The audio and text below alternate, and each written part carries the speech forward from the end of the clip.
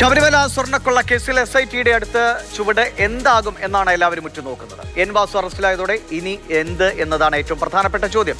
അതിന്റെ കാരണം ചോദ്യം ചെയ്യലിന് ഹാജരാകാൻ നോട്ടീസ് നൽകിയിട്ടുള്ള മുൻ ദേവസ്വം ബോർഡ് പ്രസിഡന്റ് A. പത്മകുമാറാണ്. കാരണം അദ്ദേഹത്തിന്റെ അറസ്റ്റിലേക്കാണോ കാര്യങ്ങൾ പോകുന്നത് എന്നതാണ് സംശയം. പാളി ചെമ്പാണ് എന്ന് പറഞ്ഞുകൊണ്ടേയിരുന്ന പത്മകുമാർ ചോദ്യങ്ങൾക്കിനി മറുപടി പറഞ്ഞേ മതിയാകൂ. CK അഭിലാൽ പറയും. ശബരിമല സ്വർണ്ണക്കൊള്ളയിൽ അന്വേഷണം പൂർത്തിയാക്കാൻ ഹൈക്കോടതി അനുവദിച്ച സമയപരിധി ഈ മാസം 20-ന് അവസാനിക്കുകയാണ്. അവശേഷിക്കുന്ന 9 ദിവസത്തിനുള്ളിൽ കൂടുതൽ വേഗതയാർന്ന നടപടികൾ തന്നെ പ്രതീക്ഷിക്കാം. ഇതിന്റെ പശ്ചാത്തലത്തിലാണ് ദേവസ്വം ബോർഡ് മുൻ പ്രസിഡന്റായിട്ടുള്ള A. പത്മകുമാറിന് SIT നോട്ടീസ് നൽകിയിട്ടുള്ളത്. അന്വേഷണത്തിന്റെ ഭാഗമായി ചോദ്യം ചെയ്യലിന് വേഗത്തിൽ ഹാജരാകണം എന്നുള്ളതാണ് നോട്ടീസിലെ ഉള്ളടക്കം. നേരത്തെ ലഭിച്ച നോട്ടീസിന് ആരോഗ്യ കാരണങ്ങൾ പറഞ്ഞുകൊണ്ട് അദ്ദേഹം ഹാജരാകാതിരിക്കുകയാണ് ഉണ്ടായത്.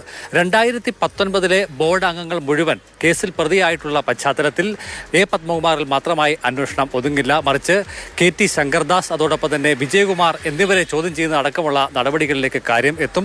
എൻ വാസുവിനെ ചോദ്യം ചെയ്യാൻ വിളിപ്പിച്ച് അറസ്റ്റിലേക്ക് കാര്യങ്ങൾ എത്തിയതിന് സമാനമായ നടപടികൾ തന്നെയാണ് ഇവിടെയും പ്രതീക്ഷിക്കുന്നത്. അതേസമയം ശബരിമല ശ്രീകോവിൽ കട്ടളപ്പാളിയിലെ സ്വർണം കവർ ചെയ്തെന്ന കേസിൽ SIT അഴിമതി നിരോധന നിയമം കൂടി ഉൾപ്പെടുത്തി. അടുത്തപടിയായി ദ്വാരപാലക ശില്പങ്ങളുമായി ബന്ധപ്പെട്ട കേസിലും സമാന വകുപ്പ് ഉൾപ്പെടുത്തും. ഇതോടെ കേസുകൾ റാന്നി കോടതിയുടെ പരിധിയിൽ നിന്നും കൊല്ലം വിജിലൻസ് കോടതിയുടെ പരിധിയിലേക്ക് മാറും. ഹൈക്കോടതി നിർദ്ദേശാനുസരണമാണ് പുതിയ വകുപ്പുകൾ കേസിൽ ഉൾപ്പെടുത്തുന്നത്. CK Abhilal, Mathrubhumi news, Pathanamthitta.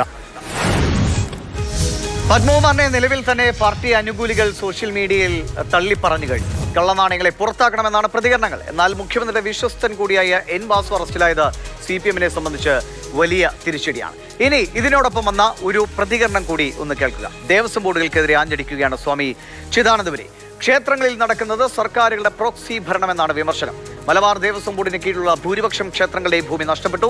ക്ഷേത്രങ്ങളിൽ സോഷ്യൽ ഓഡിറ്റിംഗ് വേണമെന്നും സ്വാമി ചിദാനന്ദപുരി ആവശ്യപ്പെട്ടു. ദേവസ്വം ബോർഡുകൾ അതിന്റെ കൊള്ളയെ കുറിച്ചോ അവിടെ ഓഡിറ്റിംഗ് ഇല്ലാത്തതിനെ കുറിച്ചോ ഒന്നും ഇപ്പൊ പറയുന്നില്ല. ക്ഷേത്ര സംസ്കാരത്തിന്റെ, ക്ഷേത്ര സംരക്ഷണത്തിന്റെ, നടത്തിപ്പിന്റെ ആവശ്യത്തിന് വേണ്ടി പൂർവികന്മാർ നീക്കി വെച്ച ഭൂമിയിൽ ഭൂരിഭാഗവും നഷ്ടപ്പെട്ട് കഴിഞ്ഞു. മലബാർ ദേവസ്വത്തെ സംബന്ധിച്ച് ഒരു മതത്തിന്റെ മാത്രം സ്ഥാപനം കൈയാളാനുള്ള ധാർമ്മികമായ ഭരണഘടനാപരമായ അധികാരം സർക്കാരിനില്ലാത്തതാണ്. പക്ഷേ പിന്നെയും പ്രോക്സി ഭരണമാണ് സർക്കാർ ചെയ്തുകൊണ്ടിരിക്കുന്നത്. ദേവസ്വങ്ങൾ വ്യക്തമായ ഓഡിറ്റ് റിപ്പോർട്ട് പബ്ലിക്കിന്റെ മുമ്പിൽ വെക്കുന്നത് വരെ ദേവസ്വം നടത്തുന്ന ക്ഷേത്രങ്ങളിൽ നായാപൈസ ഇടാതിരിക്കുക എന്നുള്ളതാണ്. ക്ഷേത്രഭൂമി കൈയേറ്റത്തെക്കുറിച്ചുള്ള നിയമസഭാ local fund accounts committee report തന്നെ ഞെട്ടിപ്പിക്കുന്നതാണ്. മലബാർ ദേവസ്വം ബോർഡിന്റെ 1341 ക്ഷേത്രങ്ങൾക്കായി നഷ്ടപ്പെട്ടത് ചില്ലറയല്ല, 24,693 ഏക്കർ ഭൂമിയാണ്. അതായത് ക്ഷേത്രഭൂമിയുടെ 87% കയ്യേറിയിരിക്കുന്നു. ഇതൊന്നും തിരിച്ചുപിടിക്കാൻ ഒരു നടപടിയും എടുക്കാത്ത ദേവസ്വം ബോർഡിനാണ്, അവരാണ് ഇതിന് ഉത്തരം പറയേണ്ടത്.